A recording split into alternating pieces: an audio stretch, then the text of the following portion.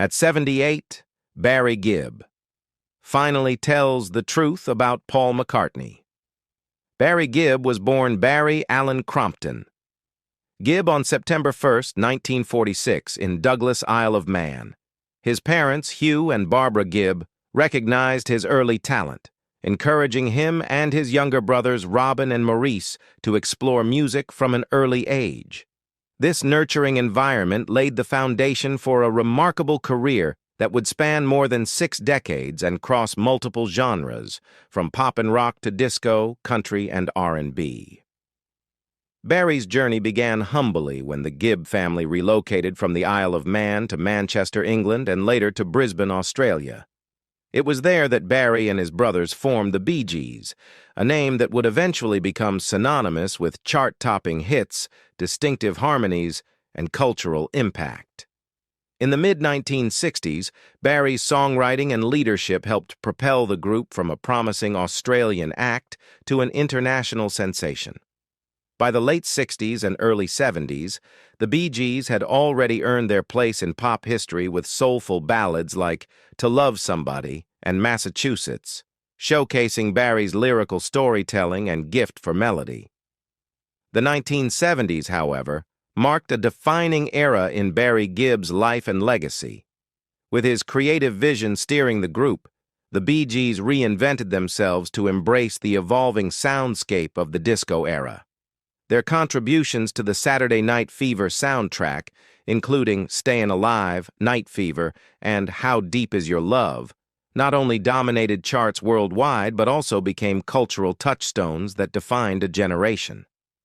Barry's falsetto vocals became instantly recognizable, a signature sound that influenced countless artists and shaped the course of popular music. The Bee Gees' work on Saturday Night Fever earned them Grammy Awards, multi-platinum sales, and a permanent place in music history, cementing Barry's reputation as both a performer and a prolific songwriter. Beyond his work with the Bee Gees, Barry's songwriting prowess extended to other artists. He penned or co-wrote hits for a diverse array of performers, from Barbra Streisand, Woman in Love, to Diana Ross, Chain Reaction, Kenny Rogers and Dolly Parton, Islands in the Stream, and Celine Dion, Immortality. His ability to craft timeless melodies, paired with heartfelt and relatable lyrics, speaks to his deep understanding of human emotion and musicality.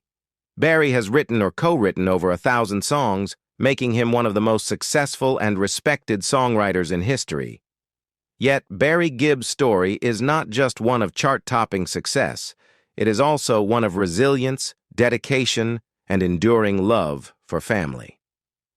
The Bee Gees endured personal and professional hardships, including changing musical trends, media backlash during the disco demolition era, and the heartbreaking loss of Barry's brothers, Andy in 1988, Maurice in 2003, and Robin in 2012. Each passing was a profound personal tragedy for Barry, yet he continued to honor their memory through his music, carrying the Bee Gees' legacy forward with grace and humility.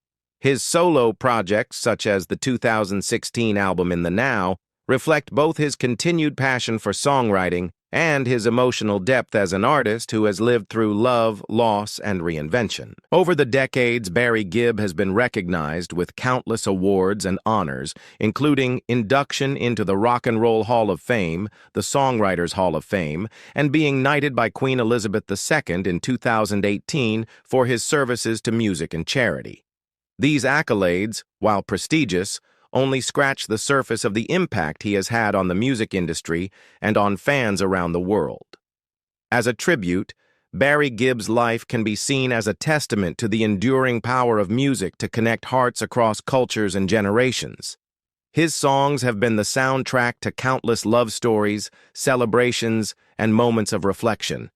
Whether through the infectious energy of You Should Be Dancing, the soulful intimacy of Words, or the bittersweet beauty of Too Much Heaven, Barry has given the world music that transcends time and genre. His legacy is not merely in the records sold or awards won, but in the emotional imprint he has left on millions of listeners. Barry Gibb's personal life has been marked by both early romantic beginnings and a long-lasting, devoted marriage. His first marriage took place when he was still a teenager, just 19 years old. On 22nd August 1966, at the height of the Bee Gees' early fame in the United Kingdom, he married Maureen Bates, a young woman who was part of his social circle at the time. This union, however, was brief. Although they initially shared a home together, their time as husband and wife was short-lived. The demands of Gibb's burgeoning music career, which involved constant touring, recording, and media attention, may have placed strain on the relationship. After living together for only a short period, the couple separated, and their marriage officially ended in divorce in July 1970, less than 4 years after they had wed. This early chapter in Gibb's personal life closed quietly, paving the way for a far more enduring relationship that would soon follow. During this same period, Barry Gibb's fame continued to grow, and his work frequently brought him into contact with celebrities and public figures. While taping an episode of the BBC's legendary music program Top of the Pops in London, one of Britain's most influential pop music showcases of the era, Gibb happened to meet a woman who would change the course of his life, Linda Gray. Gray, a striking and elegant woman, had been crowned Miss Edinburgh, giving her a certain recognition in British society. Their meeting was one of those serendipitous moments that feel almost cinematic, occurring in a setting surrounded by music, lights, and the energy of the pop culture scene of the late 1960s. Their relationship blossomed quickly, and within months, they decided to marry. On the 1st of September 1970, a date that held special significance because it was also Barry Gibb's 24th birthday, the couple exchanged vows. This marriage would prove to be one of the most enduring in the entertainment world, standing as a testament to their mutual respect, shared values, and deep emotional bond. Over the years, Barry and Linda built a strong family together, raising 5 children: Stephen, Ashley, Travis, Michael, and Alexandra. Their eldest son, Stephen Thaddeus Crompton Gibb, born in 1973, would go on to follow in his father's footsteps, becoming a musician in his own right. The family expanded further as their children grew up and began families of their own, and Gibb has proudly spoken of his role as a grandfather to 7 grandchildren, a role he treasures alongside his legendary career. Although the Gibbs maintained their British identity, their lives and careers gradually became more rooted in the United States, particularly in Miami, Florida, where Barry established a home and recording base. In 2009, after decades of living and working in America, Barry and Linda Gibb took a significant step by becoming naturalized citizens of the United States. Importantly, they chose to retain their UK citizenship, symbolizing their enduring connection to their British heritage, even while fully embracing their adopted country. This decision reflected not only their personal and professional ties to both nations, but also their gratitude for the opportunities and experiences they had enjoyed in each. In a candid and highly personal interview with The Mirror on the 11th of July 2014, Barry Gibb shared an intimate glimpse into a unique and unlikely friendship he had formed with pop music icon Michael Jackson. Gibb recalled how Jackson, at the height of his fame yet often seeking refuge from the overwhelming pressure of public life, would sometimes fly to Miami and stay at Gibb's family home.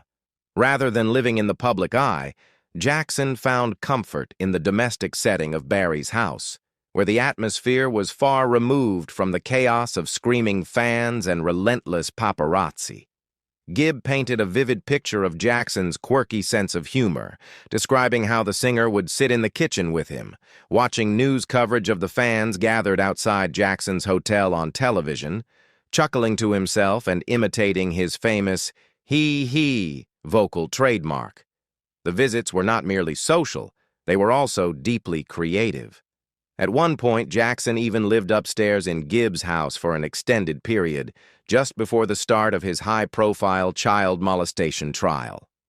Although the gravity of Jackson's legal troubles could have loomed large in conversation, Gibb explained that they never spoke about the case, preferring instead to keep their time together free of controversy and focused on what they both loved most: making music. They would spend hours sitting around, tossing out musical ideas, writing songs, and, on occasion, enjoying a drink or two. Gibb noted with a smile that Michael, despite his squeaky clean public image, enjoyed wine, and there were several evenings when the king of pop would simply fall asleep on the floor, relaxed and unguarded in the safety of his friend's home. Reflecting on those moments, Gibb expressed genuine sadness at Jackson's absence in his life, saying that he misses him and cherishes the memories of those quiet, unfiltered times together. Beyond these deeply personal connections, Barry Gibb's life has also been defined by the places he has called home. Although he owns a property in the United Kingdom, his primary residence has been in the United States since 1974, when the Bee Gees relocated their base of operations to Miami to immerse themselves in the thriving American music scene.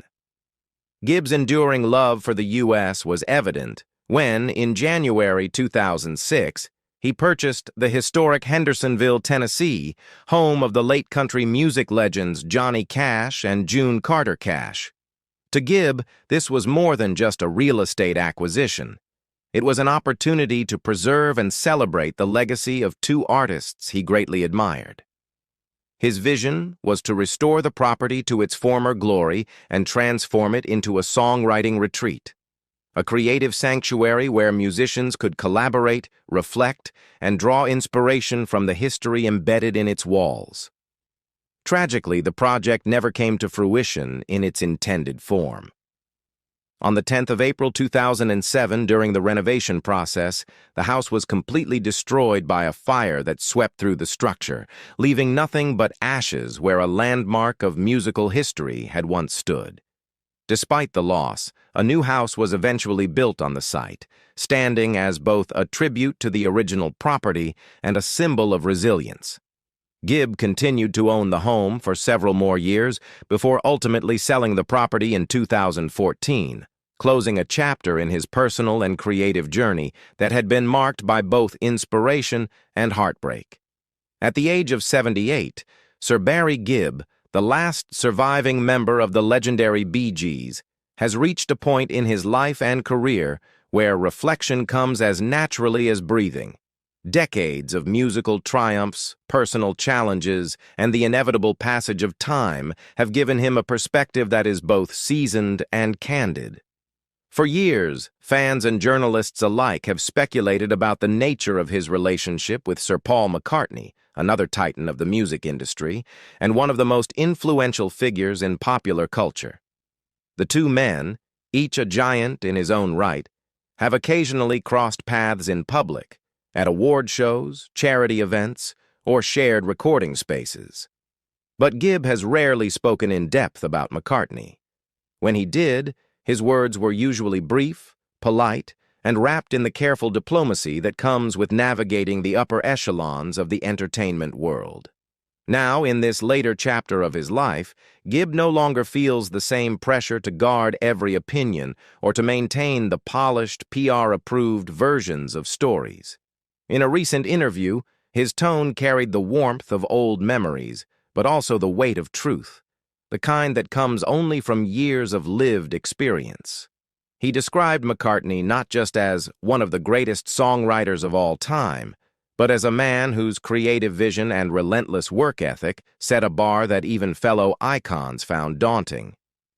Gibb admitted that in the early days of the Bee Gees, the Beatles, and McCartney in particular, were both an inspiration and a kind of intimidating benchmark. "We were trying to make our own mark," Gibb explained, "but the Beatles were out there changing the rules of music every few months. You couldn't ignore it. You could only stand in awe." He went on to reveal that behind the scenes, McCartney had always been gracious, generous with his time, and genuinely interested in other artists' work. Gibb recalled one specific evening in London in the late 1970s, when the Bee Gees were at the height of their disco-era fame. McCartney had dropped by a studio where they were recording, not to make a grand entrance, but simply to listen, share a few laughs, and talk about the craft of songwriting. It wasn't about egos that night, Gibb said with a smile. It was just two blokes who loved music sitting in a room and talking about chord changes, melodies, and why certain songs just work. In telling these stories, Gibb dispelled the long-standing myth that there was rivalry or tension between the Bee Gees and the Beatles.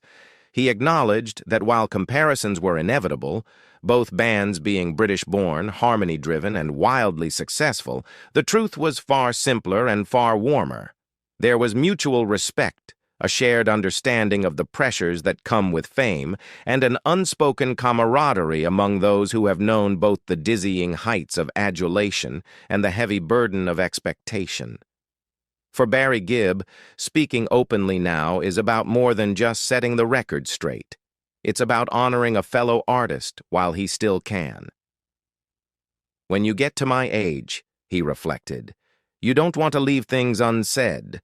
Paul has been a part of the soundtrack of my life, and I'd like to think we've been a part of his, in some small way.